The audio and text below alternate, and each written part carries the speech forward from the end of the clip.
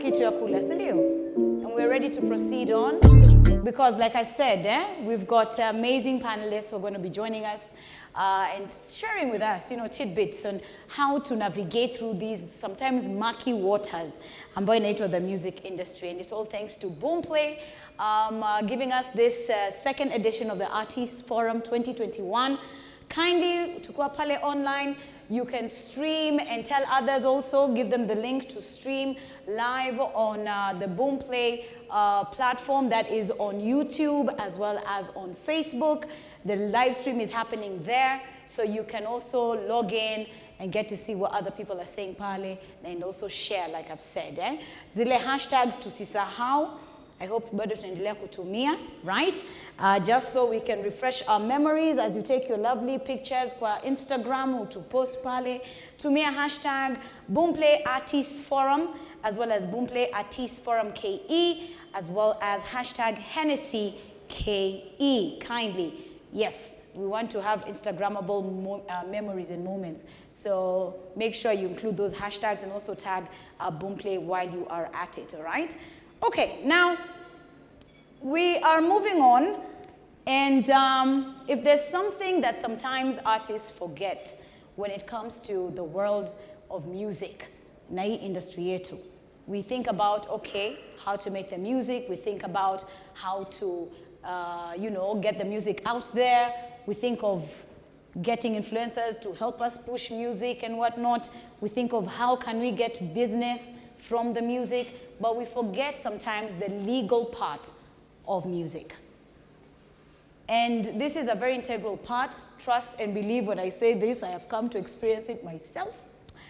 And it's important that sisi kama wasanii wa Kenya, tukaweze kujua, how can we protect ourselves legally and even our content? Because once it goes out there and then somebody picks up a phrase, a tune, anything and uses it, can they do that? Can they get away with that? Na wewe pia mwenyewe kama msanii, can you just pick something, a sample and then use it? Ama baadaye itakuja ukasuiwa. Si ndio? Kwa hivyo muhimu sana tukaweze kupata the right information, and the person who will be here giving us his presentation on how artists can secure themselves legally is a man who we met today. We've spoken on the phone before, but I met him in person today. And the minute he stepped into the room where we were before this forum started, aliingia tu na presence. Nikalikuwa mengia courtroom. Hey, suti nayo, menyonga tie, nini, anakatu, wow! Don't mess with this guy. Full of confidence. And I love that. Trust me, you want this guy in your corner if you're going to be entering any courtroom. His name is David Kate. And he will be the one to take us through this session. Ni yake special. Kwa hivyo yeye mwenyewe atatupatia presentation, and just so we can know a little bit more about him and his profile, basi allow me to just go a little bit in depth. He is a renowned intellectual property lawyer who works at James T. McCory Advocates. He has been instrumental in assisting artists in securing themselves legally for over 10 years. So he's an expert in his field. He also doubles up as Boomplay's legal advisor. Kwa hivyo, ladies and gentlemen, let us welcome to the podium David Kate as he tells us, are all words and phrases, can they be copywritten? Leo nikisema sipangwingwi, unikisikia kwa ad, can I go and sue that company and that corporate and tell them wametumia phrase yangu? Ama watu ambao wanasema phrase kama gani nyingine? Which other phrase right now? Nairobi, Kanairo, kwani ni kesho? What happens? What happens if you want to, or you come across your phrase or your word, or is it really your word? Is it really your phrase ambao umetumia kwa wimbo? Kwa hivyo, David, endelea tafadhali.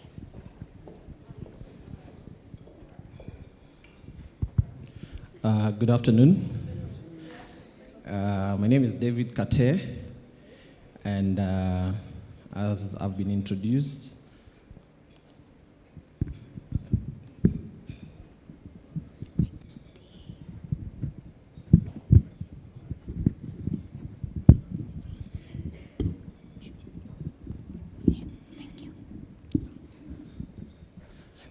So thank you very much. As you've heard, David Kate is my name, an advocate of the High Court, and I'm glad to be here with you. I know I've worked with most of you before, and so the last time we were here in 2019 in another forum like this, it was in Kempinski. We talked a little bit about intellectual property and what it entails to protect your creative works.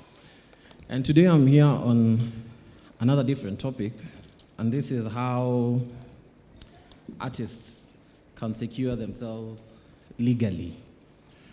So when an artist goes into studio, all they're thinking about is a hit song, is an endorsement deal, maybe to be signed, but little thought is put into the legal implications of whatever you're recording, the collaborations you're doing, the author who wrote your lyrics, the sound engineer, the producer.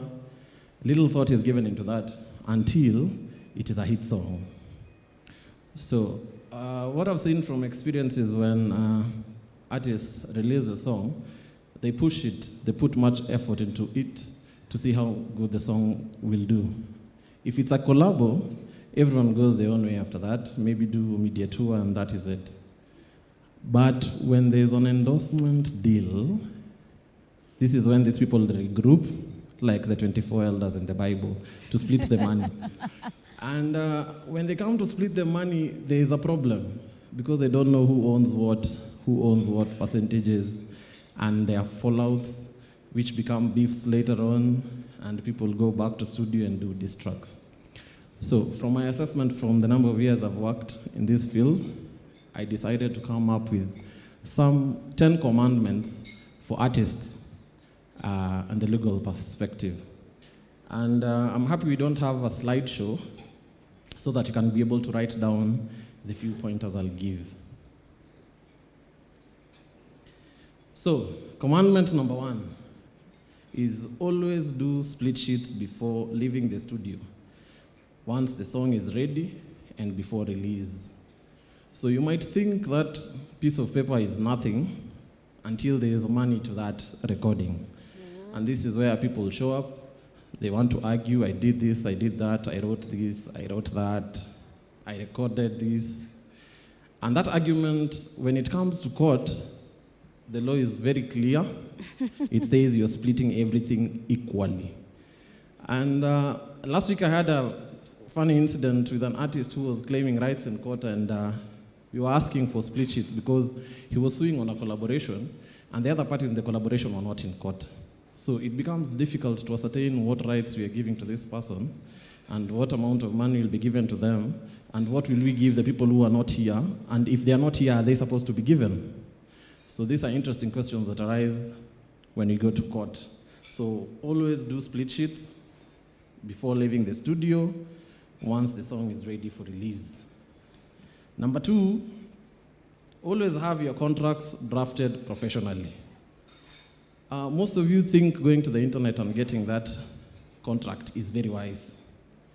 But it is until a question is asked of a clause you knew nothing about, and then you start asking questions. And this happens commonly when you download. Then your contract doesn't have a contract period, and you're doing a license. You're handing over your music for an endorsement, a commercial, or a score music in a movie.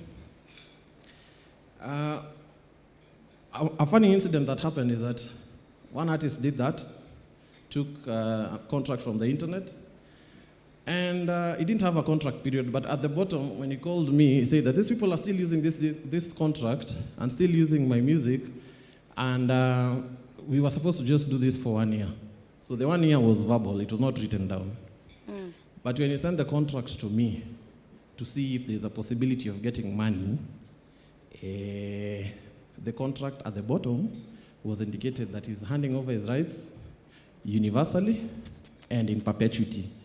So these people could use this song as long as they wanted for just $1,000, and the song was a hit song. And it was a terrible situation to tell him. Unfortunately, this time you got it wrong, and there's nothing much you could do. But luckily, the other people agreed to come to the table, compensate him further and terminate the contract because it was not worth it anymore. Number 3 is always read your contracts. I know most of you have managers, so you always think whatever the manager signs is good. But the thing is, you don't know there's a law of agency, and your manager is your agent.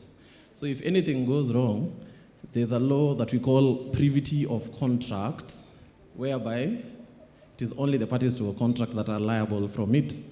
So if the manager decides you're going to do something, you'll do it because he's your agent.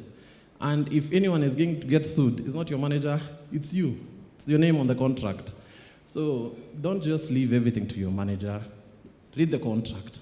Get to know what you're getting into, so that when you're raising an argument, you raise it from a point of knowledge.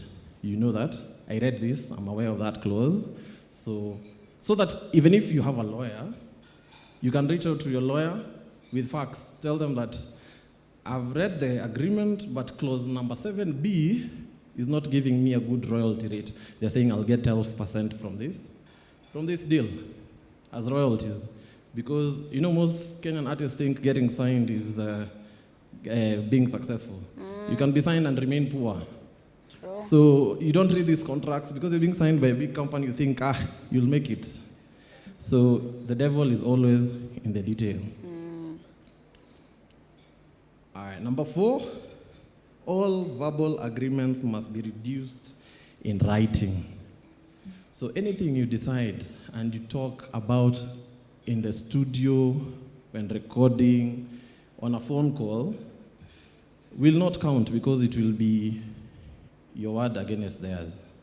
Try and reduce everything into writing. Do that simple one-pager. Pay a lawyer, have it done. You never know. It is until conflict arises when you'll figure out, we should have paid that lawyer that 20,000 for that one-pager. And right now, we'll be claiming infringement from this company that has done this and that and that. But you fail to invest in your music, now there is nothing to reap from it. Commandment number 5.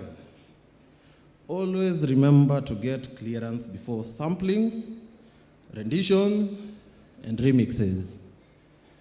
You guys just think waking up, taking a guitar, and doing an acoustic version is being fashionable.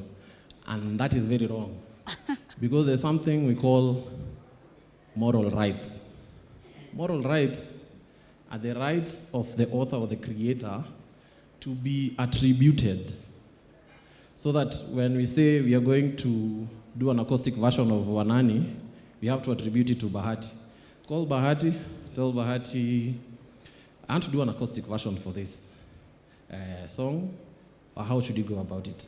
He can tell you, for that I can give you a license, but I also need to pay my electricity bill. So send this amount of money, let's put that in an agreement.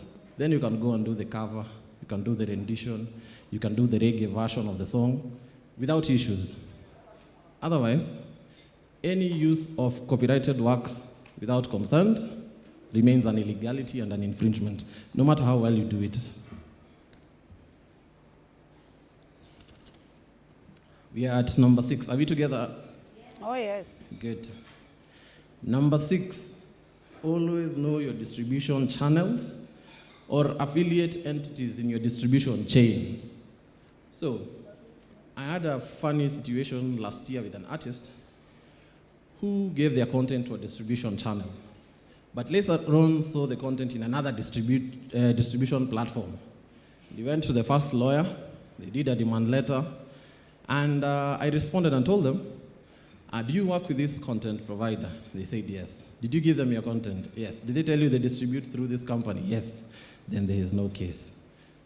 But I thought that was over until he went to another lawyer. This is what legally we call forum shopping. When you think you're not being told what you want to hear, you go to another lawyer for a second opinion, hoping there's some ray of light, something, I think from many legal movies you've watched, you think there's that one person who will save you.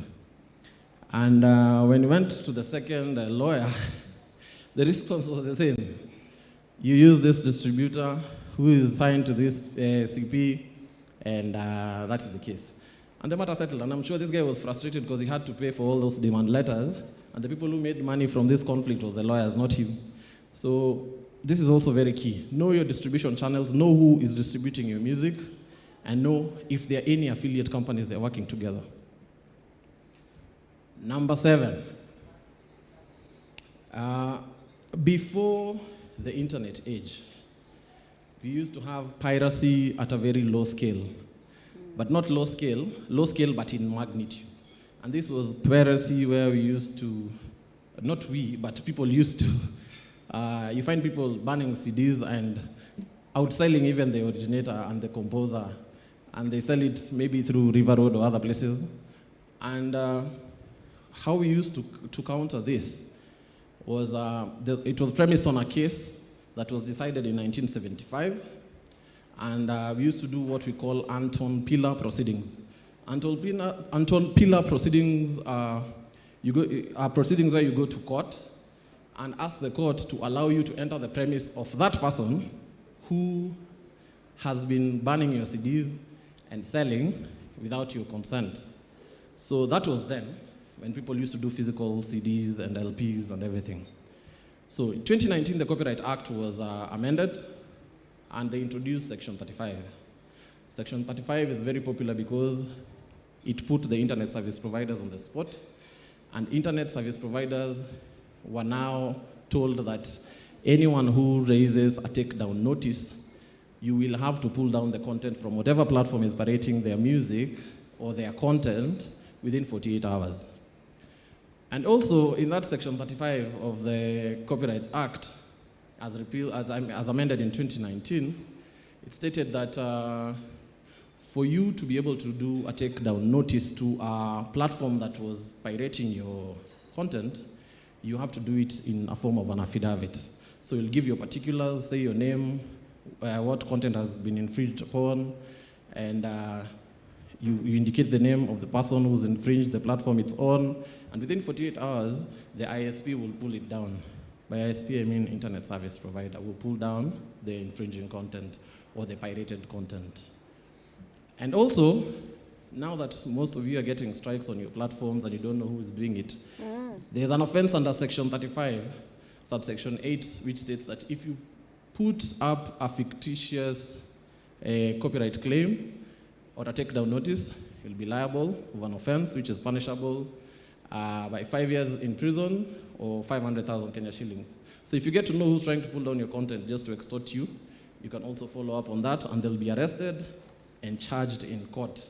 But sadly, after we made progress in 2019, there's now a bill in Parliament to be able to amend the Copyright Act further and remove Section 35. So it means that now your content will be infringed upon, but you cannot contact and compel an ISP to pull it down. And that is why there's a lobby group, which I would like all of you to sign the petition, so that we've made advances. Because you can imagine the United States was already having takedown notices in 1996 through the WIPO Act, WIPO Treaty of Internet Usage in 1996. Now we made progress, almost 20 years later. Then they want to take it down. So it means someone is lobbying against this because it's becoming too much work for them, or they don't want you guys to make progress because they make money from pirated content.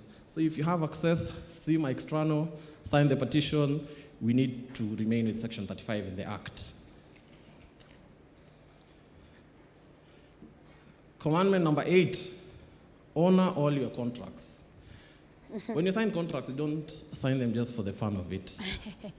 We sign contracts so that you keep your end of the bargain. Some contracts are exclusive, some contracts are non-exclusive. But when your greed for money makes you to sign other contracts just because you're undermining the previous one, or you've already spent the money under it, now you're thinking of leaving, you need to know every investor who comes in puts money on the table for your signature and your cooperation during that contract period. Otherwise, people will go to court, they will get injunctions, stop you from doing whatever you want based on the fact that you did not honor the contract. Even if you're paid and you've spent the money, just know there's a contract period. Make sure it lapses. Even if it lapses and there's a recoupable period, make sure whoever invested recoups their money back if it is one of the conditions in the contract. Otherwise, there will be an injunction, and like 50 Cent, you'll stop doing music and start doing something else.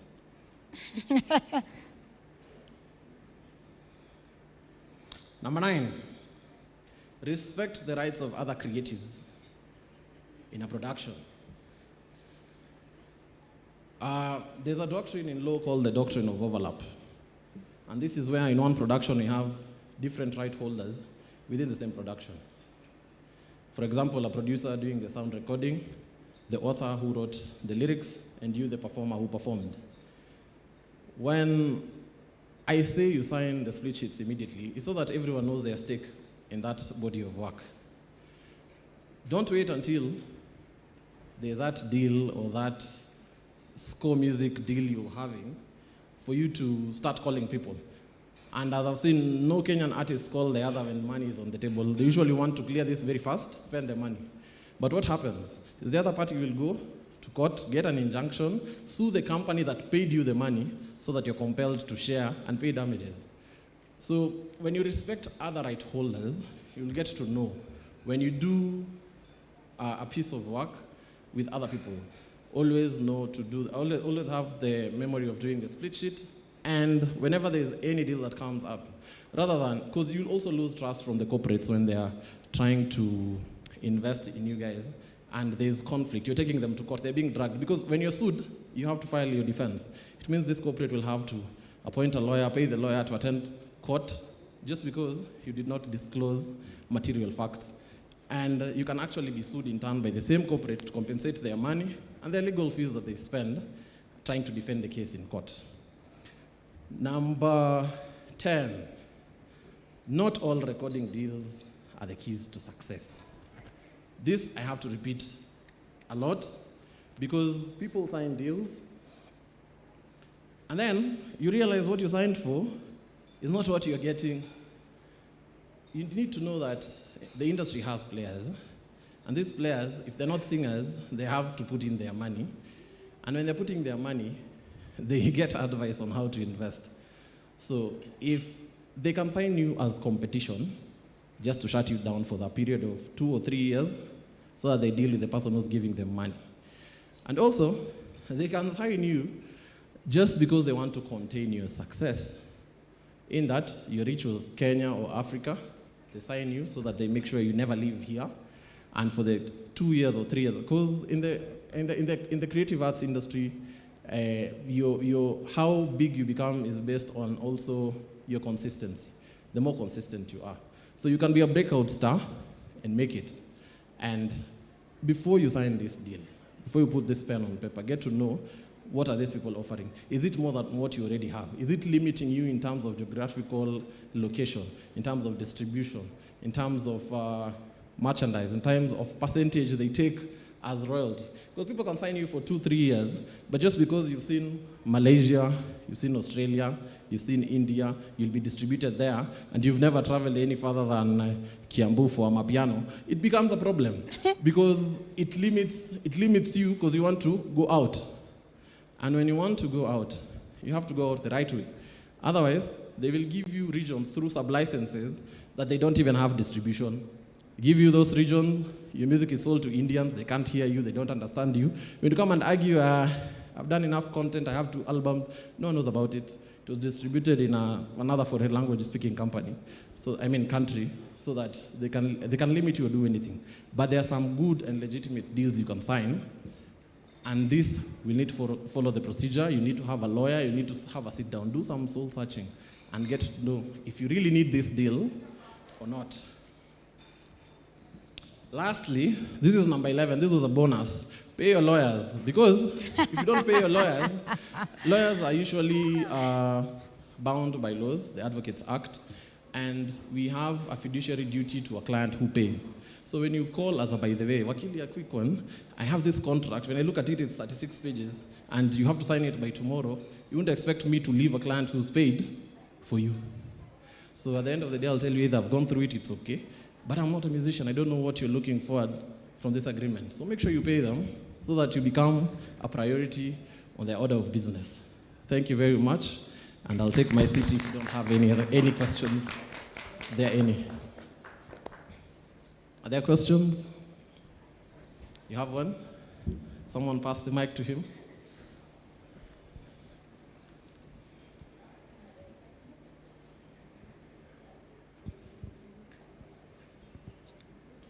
Hi.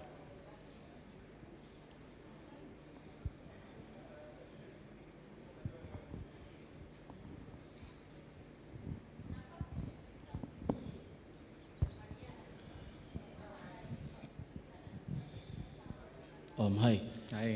Hi. My name is Musao. On behalf of ADF Music, and I manage Boutros.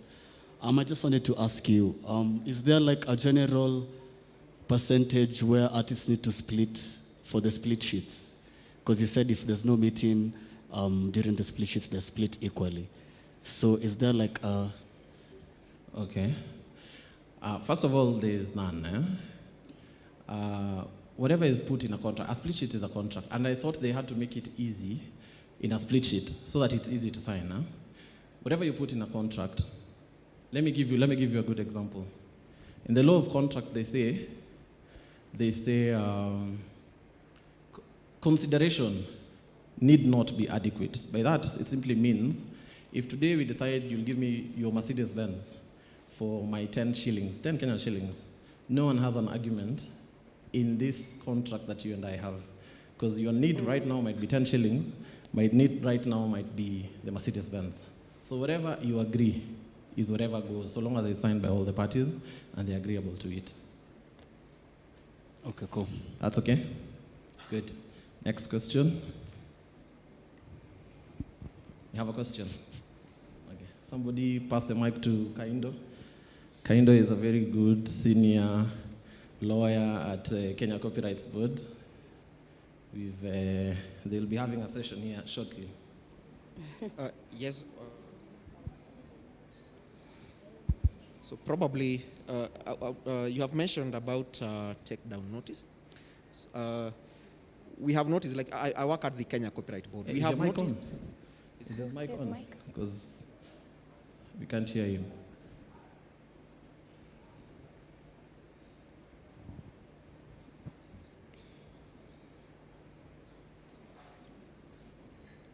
Thank you. It's on now? Yes. Okay.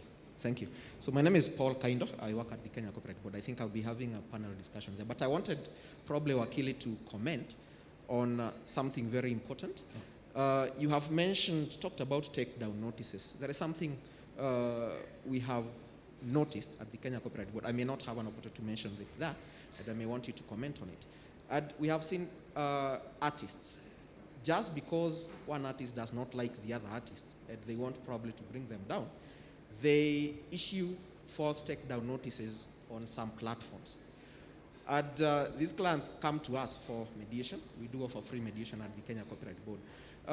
Other than the offense under Section 35B, the one that you have mentioned that punishable by a fine of 500,000, is there a possibility of other offenses under the Computer Misuse and Cybercrimes Act, yes. Is there? Yes. So, yeah, and the punishment, I suppose, is about 20 million. Yes, Kenya shillings. Kenya shillings. Yes. So it is actually very, very serious if you issue that. So probably you could comment on it. Yes. So what I wanted to tell you is this. I don't know if you've seen when people are taken to court and you hear they're being charged with different offenses. Mtu alifanya kitu moja, but when they reach there, you hear there are several offenses.